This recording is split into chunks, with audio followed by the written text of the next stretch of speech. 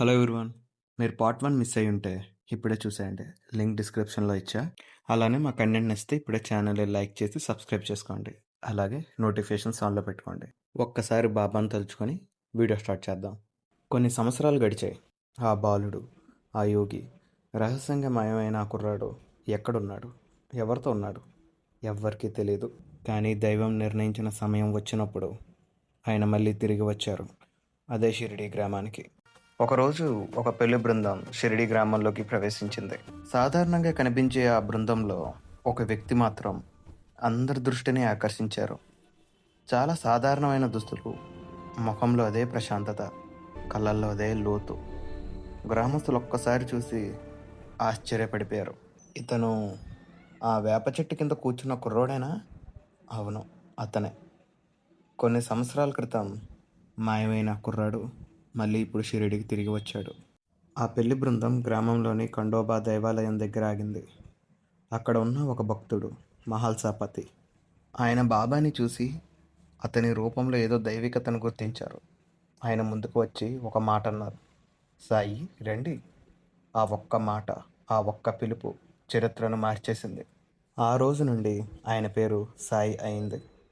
తరువాత ప్రేమతో, భక్తితో ప్రజలు ఆయనని సాయిబాబా అని పిలవడం ప్రారంభించారు. సాయి షిరిడిలోనే ఉండాలని నిర్ణయించుకున్నారు.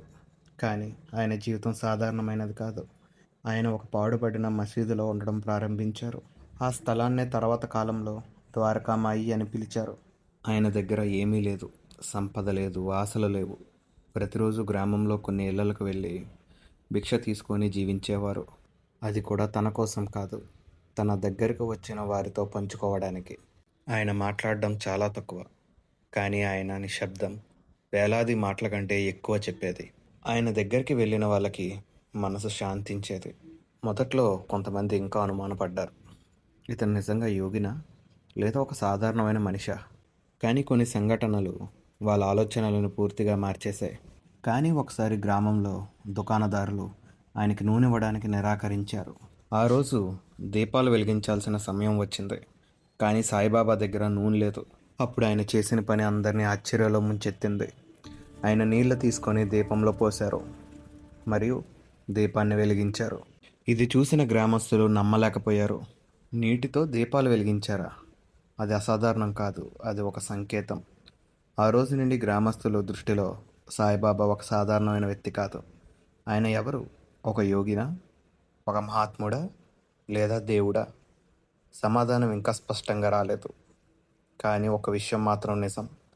ఆయన వచ్చిన తర్వాత షిరిడి మారింది. ప్రజల జీవితాలు మారాయి. ఇది కేవలం ప్రారంభం మాత్రమే. ఇంకా ఎన్నో అద్భుతాలు, ఇంకా ఎన్నో రహస్యాలు మన ముందున్నాయి. నెక్స్ట్ వీడియోలో సాయిబాబా చేసిన అద్భుతాలు, ఆయన భక్తుల జీవితాలను ఎలా మార్చారో తెలుసుకుందాం. ఓం సాయిరామ్.